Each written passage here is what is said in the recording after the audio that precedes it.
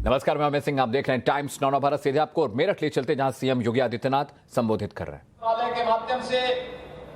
आदरणीय प्रधानमंत्री जी की प्रेरणा से जितने भी दिव्यांग जन देश के अंदर हैं, उनके उत्थान के लिए और उनकी सहायता के लिए विभिन्न प्रकार की योजनाएं चला रहे हैं। और आज इस मंच पर उनको इसी बात के लिए आमंत्रित भी किया गया कि हो सकता है कि कुछ खिलाड़ियों और अन्य दिव्यांग जनों की मदद के लिए कुछ नया करना पड़े, और जो प्रधानमंत्री जी की सोच रही है कुछ नया करने की, उस सोच को आगे बढ़ाने के लिए आज वे भी यहाँ पर उपस्थित हुए हैं। मैं उनका भी हृदय से अभिनंदन करता हूँ। और भाइयों बहनों, यहाँ पर उपस्थित जितने भी हमारे माननीय सांसद हैं, केंद्रीय मंत्री हैं, माननीय विधायक हैं, जनप्रतिनिधिगण हैं, जितने भी पैरा ओलंपियन हैं और जितने भी देश के अलग अलग कोने से आए हुए हमारे खिलाड़ीगण हैं, इन सबका भी मैं हृदय से अभिनंदन करता हूं, उनका स्वागत करता हूं। मेरठ की जब बात होती है तो स्पोर्ट्स आइटम के लिए भी मेरठ जाना जाता है। अभी हम लोग जब आया था तो मुझे यहाँ का प्रशासन जो यहाँ पर प्रदर्शनी लगी, उस प्रदर्शनी को दिखाने के लिए लेके गया। स्वाभाविक रूप से हमारी सरकार ने 2018 में प्रधानमंत्री मोदी जी की प्रेरणा से एक जनपद एक उत्पाद की योजना लागू की। एक जनपद एक उत्पाद का मतलब जिस उत्पाद के माध्यम से उस जनपद की पहचान बन सके, जिस उत्पाद के माध्यम से वहां पर व्यापक रोजगार की संभावनाओं को आगे बढ़ाया जा सके, और जिस उत्पाद के माध्यम से वहां पर न केवल रोजगार बल्कि निवेश की उन संभावनाओं को भी आगे बढ़ाया जा सके, उस व्यवस्था को आगे बढ़ाने के लिए जब हम लोगों ने चयन किया था, तमाम प्रकार के शोध करने के बाद जो हमारे सामने आया कि मेरठ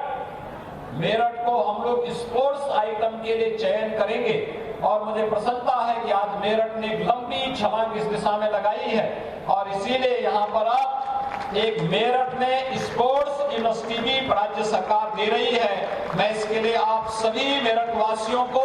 हृदय से बधाई देता हूँ। बहुत शीघ्र इसका कार्य प्रारंभ होने जा रहा है, इसके लिए सभी खिलाड़ियों का अभिनंदन भी करता हूँ। भाइयों बहनों, यहाँ पर मेरठ में जो स्पोर्ट्स के आइटम बनते हैं उसकी अपनी एक क्वालिटी है, और न केवल देश के अंदर बल्कि दुनिया के अंदर उसकी व्यापक डिमांड है। लेकिन उस सब के बावजूद शासन स्तर पर जो प्रोत्साहन उन्हें मिलना चाहिए था, उसकी दोनों एक साथ जब मिलकर के चलते हैं तो उसके परिणाम और बेहतर तरीके से आगे बढ़ सकते हैं।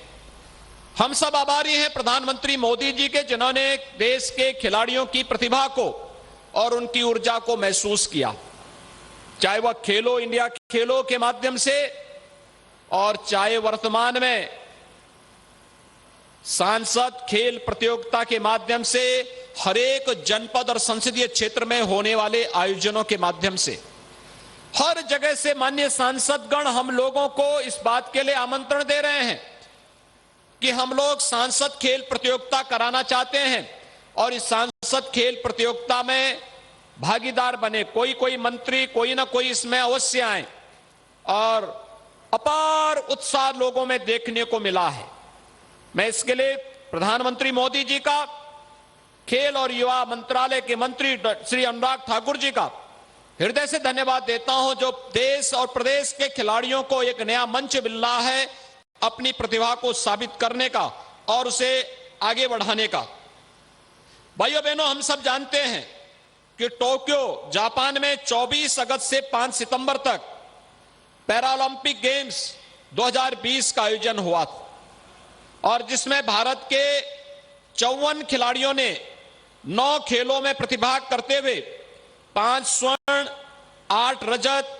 और 6 कांस्य पदक यानी कुल 19 पदक प्राप्त कर देश का गौरव बढ़ाया। भारतीय दल के जो खिलाड़ी हैं उनमें 8 खिलाड़ी उत्तर प्रदेश के थे, जिसमें जिलाधिकारी गौतम बुद्ध नगर श्री सुभाष एलवाई ने बैडमिंटन में सिंगल्स वर्ग में रजत पदक और जनपद गौतम बुद्ध नगर के ही श्री प्रवीण कुमार ने एथलेटिक्स हाई जंप में रजत पदक अर्जित किया। भाइयों बहनों, सुहास एलवाई उत्तर प्रदेश शासन के गौतम बुद्ध नगर के जिलाधिकारी हैं और जिलाधिकारी के रूप में मैंने उनको जिलाधिकारी के रूप में तब तैनाती दी जब कोरोना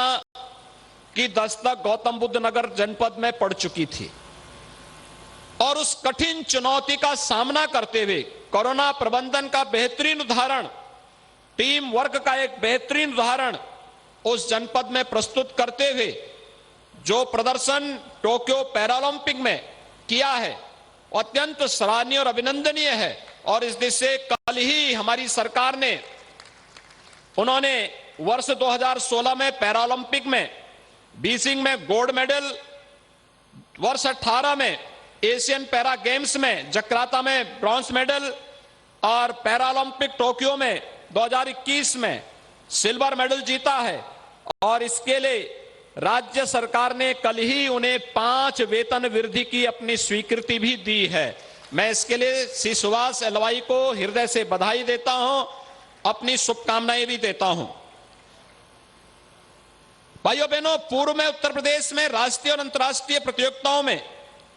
पदक अर्जित करने पर सामान्य खिलाड़ियों को ही पुरस्कार प्रदान किए जाने की व्यवस्था थी। हमारी सरकार ने माह सितंबर 2020 में सामान्य खिलाड़ियों की भांति दिव्यांगजन खिलाड़ियों को भी सम्मानित करने का निर्णय लिया और इसके अंतर्गत ओलंपिक गेम्स और पैरालंपिक गेम्स में प्रदेश के पदक विजेता खिलाड़ियों को एकल वर्ग में स्वर्ण पदक पर 6 करोड़, रजत पदक पर 4 करोड़ तथा कांस्य पदक पर 2 करोड़ रुपए की पुरस्कार स्वरूप दिए जाने की व्यवस्था की गई। इसी प्रकार से टीम गेम्स में स्वर्ण पदक पर 3 करोड़, रजत पदक पर 2 करोड़ और कांस्य पदक पर 1 करोड़ रुपए पुरस्कार स्वरूप धनराशि प्रदेश के खिलाड़ियों को दे जाने का प्रावधान किया गया। 23 जुलाई से 8 अगस्त 2021 तक टोक्यो जापान में संपन्न ओलंपिक गेम्स के पदक विजेताओं और प्रदेश के प्रतिभागी खिलाड़ियों को हमारी सरकार द्वारा 19 अगस्त 2021 को राजधानी लखनऊ में एक भव्य समारोह में सम्मानित किया गया और इस समारोह में पुरुष हॉकी में कांस्य पदक विजेता भारतीय हॉकी टीम के सभी सदस्यों, महिला हॉकी में चतुर्थ स्थान प्राप्त करने वाली भारतीय टीम के सभी सदस्यों, उत्तर प्रदेश के 10 प्रतिभागी खिलाड़ियों सहित देश के 72 खिलाड़ियों को नगद पुरस्कार राशि और स्मृति चिन्ह प्रदान कर सम्मानित किया गया। टोक्यो ओलंपिक में शानदार प्रदर्शन से देश का मान बढ़ाने वाली खेल प्रतिभाओं को सम्मानित करने के लिए आयोजित इस समारोह में स्वर्ण पदक विजेता को 2 करोड़, रजत पदक विजेता को 1.5 करोड़ और कांस्य पदक विजेता को 1 करोड़ एवं उत्तर प्रदेश के प्रतिभागी खिलाड़ियों को 25 लाख रुपए की नगद पुरस्कार राशि और स्मृति चिन्ह प्रदान कर सम्मानित किया गया। इसी क्रम में